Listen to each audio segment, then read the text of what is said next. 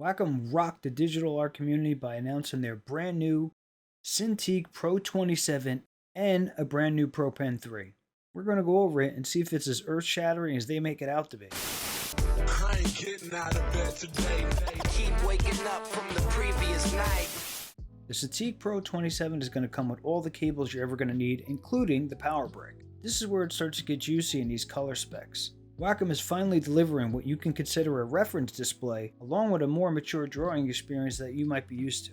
It's Pantone validated and supports HDR, although only at 400 nits, and technically the minimum requirement is 600 nits, so we'll have to see when the device comes out. As we go over the features, we're going to compare it against the Cintiq Pro 24 and also its predecessor, the Cintiq 27 QHD. The first thing that gets the axe are those touch functions, and in its place on the back of the tablet we have physical buttons for power, display toggle, and turning touch on or off. To me that's a welcome improvement, even though I never really had a problem with the touch controls to begin with. Next, you could say goodbye to the Express Key remote. I know people had a lot to say about the Express Key remote, but I really liked it, man. I just want to give it a moment to show my appreciation. In its place we have 4 physical express keys on each side of the tablet located in the rear. You'll notice it's got a grip-like texture and they're fully programmable. I imagine in the design phase they built this for people who sort of hovered over the tablet, and that's just a natural place for their fingers to go. I'm excited to see how that works out. I'm pretty open-minded about it. You might need room for a keyboard, and we'll talk about their solution to that in a second. Now in terms of the pens, the 27 QHD came with the original Pro Pen, the Pro 24 comes with the Pro Pen 2, and we're stepping up here to the Pro Pen 3 on the Pro 27. Now for everybody who couldn't stand the large bezel size, Wacom heard you, and they have greatly reduced it. I don't have the exact measurements for the old bezels. It's no secret the bezels were really large. On my Pro 24, the bezels are about 3 inches. I'd measure it specifically, but honestly, I can't math, so what I'm trying to say is the reduction in its bezel size really impacts the weight. The Pro 27 weighs the least, coming in at about 16 pounds. Now you might say, John, you can't read. Clearly, the Pro 24 weighs more. Let me show you why that is. Because of the lack of VESA screws, you needed this 4-pound attachment in order to mount your Cintiq to an ergo arm. And while it worked well, it added a lot of weight to the Pro 24. So you can see these new numbers here. Not only does it weigh less, but the Pro 27 is actually smaller in footprint size than the Pro 24. That's bananas. In addition, on the back of the unit, you do have those 4 standard VESA mount screws, so you're not going to have this problem again. I have to admit though, I am a little conflicted. I really did like the bezels. I like somewhere for my arm to rest. I guess we'll have to just see it in action and see if there's enough room to rest your hand. Or, more than likely, they're counting on your fingers being kind of wrapped around the tablet as you access those express keys, so maybe that's what the thought process was. So right here, huge improvement in the screen. 120 Hz is really going to help you with that parallax and any kind of latency issues that just natively comes along with EMR. I can't tell you how huge this will be in your drawing experience. Plus, you could use this as a gaming monitor now so you can get shit on by 16-year-olds like I do. Now these are sort of some of the unsung features of the tablet itself. This is a true 10-bit display that supports 5 finger gestures. In addition to that, there's a 10 millisecond response time, which once again is going to help with that latency and also support the use case to use this as a gaming monitor.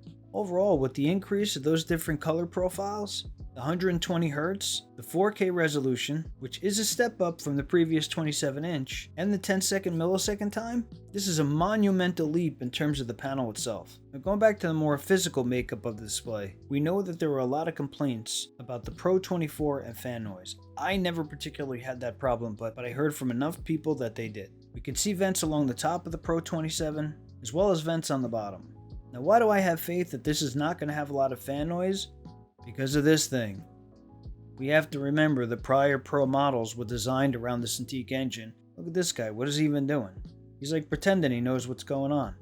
Now, there's some compromises to get the display this thin and reduce the bezels, and if you notice, there's no USB slots, there's no card reader slot, so depending on how much you use those features, a little bit of sacrifice there. Here's something really nice what they added is cable management. There's basically 2 panels for all your different input cables. In terms of what you get, you have every configuration you're going to need. On the left side you have your HDMI and DisplayPort along with USB-C for data, And if your device supports it, you're going to be able to use one USB-C cable for both data and video, but you're still going to need power. This is a giant display and it's 4K. It's going to need external power. Here's where it starts to get juicy. The brand new Pro Pen 3. I can't tell you how excited I am about this.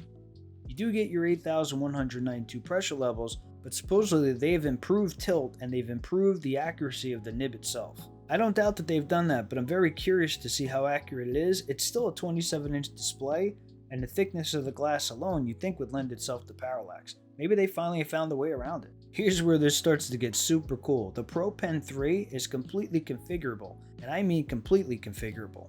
You can use the pen thin just as it is, or you can use one or two different grips that it comes with. It comes with your typical spare set of felt nibs and standard nibs, along with a nib remover, along with a number of different button configurations. For example, if you don't want to use the buttons, you could just put a cover on.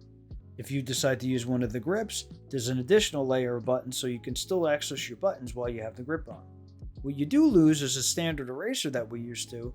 I guess you're not really losing anything because now you have a third button that you can do custom configurations with. That little metal thing is like a balancing weight.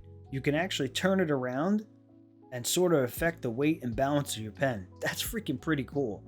Everything gets packed into this neat pen tray, and they didn't make the mistake of making the pen holder some external thing.